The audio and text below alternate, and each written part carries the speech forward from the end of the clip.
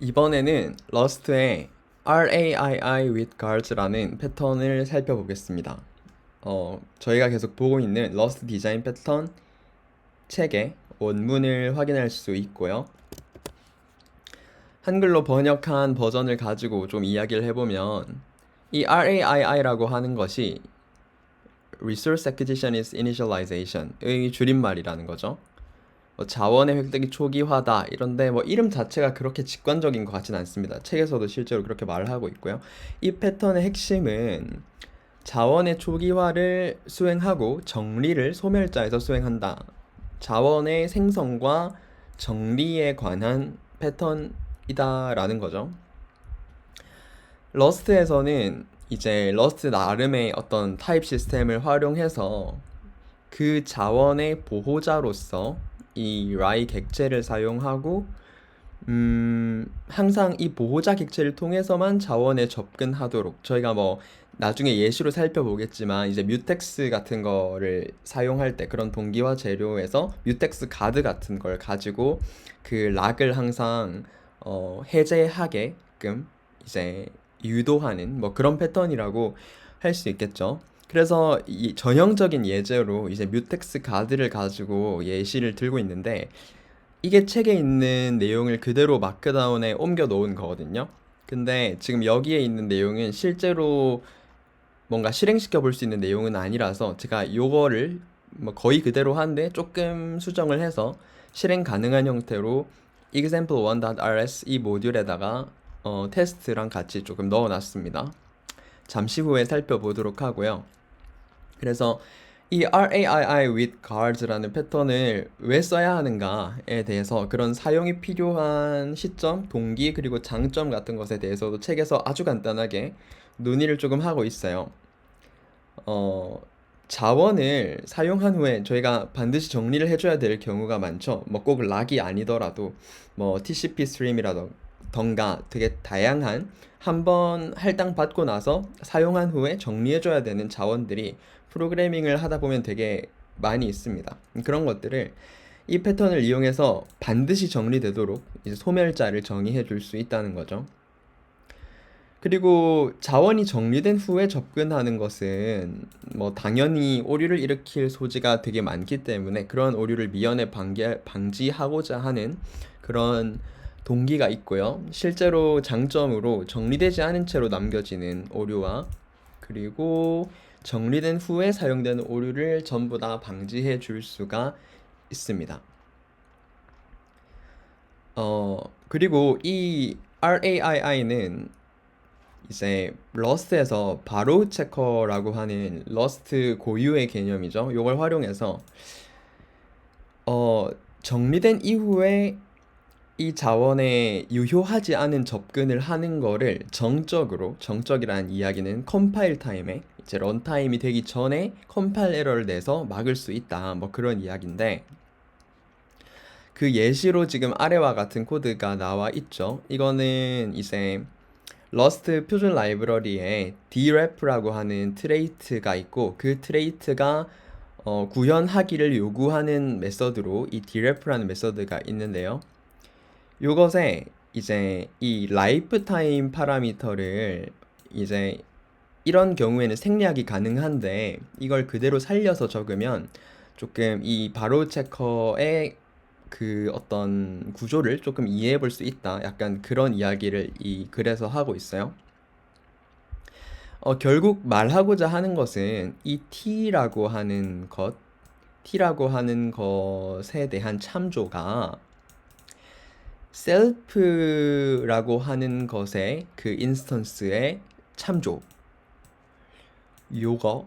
요것만큼 요것보다 그러니까 조금 더 정확히 말하면 요것만큼 살 수 있다는 것도 맞는데 요것보다 오래 살 수 없다는 거죠.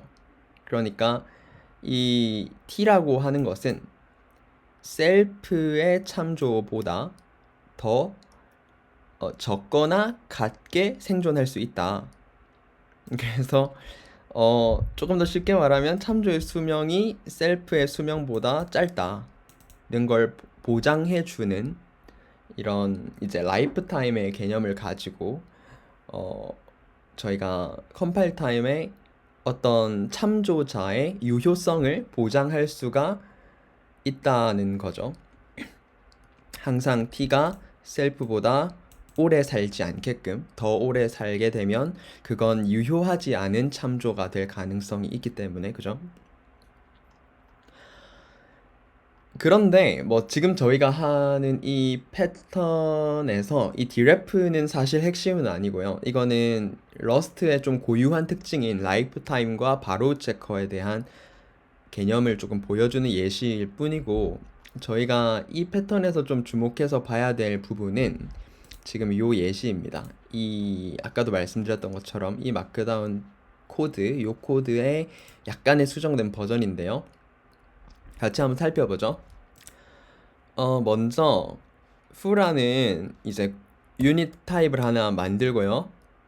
거기에다가 똑같이 뭐 소문자로 된 foo라는 메서드를 하나 만들어서 정말 아무것도 안 하는 메서드입니다. 예제이기 때문에 그냥 이제 foo가 불렸다 이런 거를 콘솔에 출력하는 그런 함수죠. 그러고 이제 사실 지금 이런 식으로 뮤텍스를 직접 정의할 일이 사실 잘 없죠. 왜냐하면 이미 표준 라이브러리와 여러 크레이트들에서 정말 괜찮은 뮤텍스들을 많이 제공해주고 있고 동시성 재료가 되게 많죠. 그래서 바퀴를 다시 만드는 거랑 똑같은 일이지만 저희는 지금 이 패턴이 어떤 식으로 구성되는지를 알아보기 위한 목적이기 때문에 뮤텍스를 다시 정의했습니다. 그리고 이 구조체 안에는 데이터라는 필드가 있고 그 데이터가 지금 제네릭 파라미터인 t 타입이다. 그런 의미죠.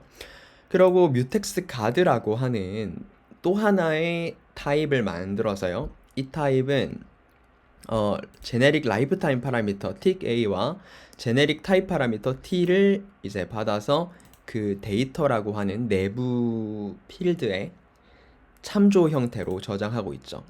ticA만큼 살 수 있는 그런 이제 참조이고요. 그리고 그 참조는 type t라고 하는 것에 대한 참조여야 한다고 정의하고 있습니다. 그러고 나서 이제 뮤텍스 방금 정의한 그 타입에 대한 구현을 조금 해주고 있죠. 새로운 뮤텍스를 만드는 생성자하고 그러고 이제 락을 걸 수 있는 방법. 뮤텍스라는 것이 기본적으로 동시성 재료잖아요. 그러니까 저희가 뭔가 어떤 자원에 동시에 접근을 했을 때 이제 레이스 컨디션 같은 게 생길 수 있기 때문에 특히나 이제 뭐 멀티스레드 비동기 환경에서 더 그런 것들이 중요하죠. 그러다 보니까 락을 걸고 하나씩 접근하게 보장하겠다라는 건데 저희는 지금 예제이기 때문에 실제로 뭐 락을 거는 메커니즘이 이 안에 구현이 되어 있진 않고요. 그냥 락을 취득했습니다 라는 뭐 간단한 출력을 하고 그러고 나서 뮤텍스 가드를 반환을 해줘요. 이거는 실제로도 그렇죠. 저희가 표준 라이브러리에 뮤텍스에 락을 걸면 이런 뮤텍스 가드를 실제로 반환을 해줍니다. 그리고 거기에다가 대고 그 뮤텍스 안에 있는 데이터를 읽거나 쓰거나 뭐 등등을 할 수 있죠. 그래서 이 뮤텍스 가드를 주고 그 안에 이제 초기화를 지금 이 뮤텍스가 가지고 있던 데이터에 대한 참조를 넣어서 새로 만들어서 반환을 해주는 겁니다. 그러고 이제 이 부분이 또 저희가 이 RAII 패턴에서 좀 중요한 부분인데 이제 러스트스럽게 이제 디스트럭터 소멸자죠. 소멸자를 정의하는 방법인데 ticA와 이제 t라고 하는 타입을 제네릭으로 받고요. 그러고 지금 이 drop 메서드를 구현을 해줍니다. 이것은 이 표준 라이브러리, 코어 라이브러리에서 정의하고 있는 drop이라는 트레이트에서 필수로 구현하기를 요구하는 메서드예요. 그래서 자기 자신의 타입에 대한 이제 변경 가능한 참조를 받아서 뭘 할 거냐인데 실제로 이제 드롭을 하게 되면 락을 풀어줘야겠죠.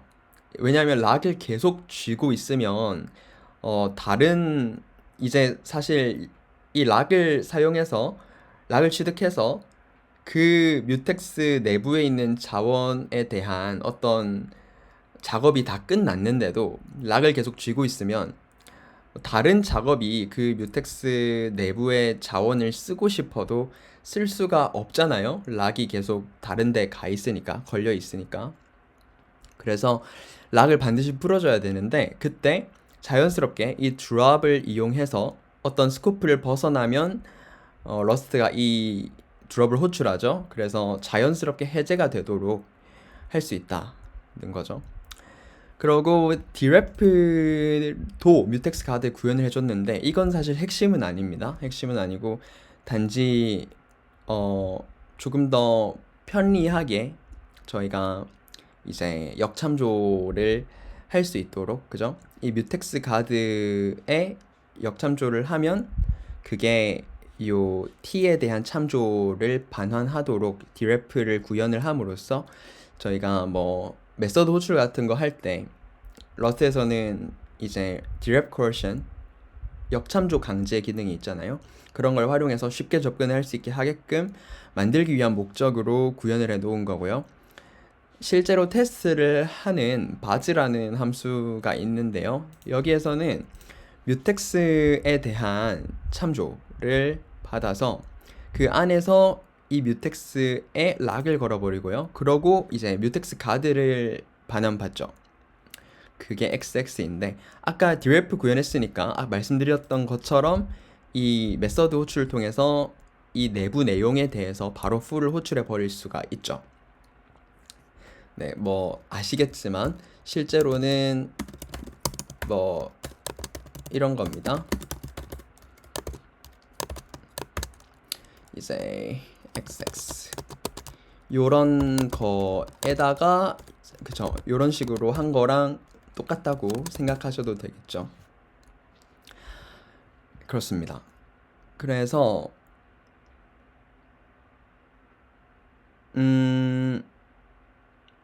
이제 테스트를 한번 해볼 건데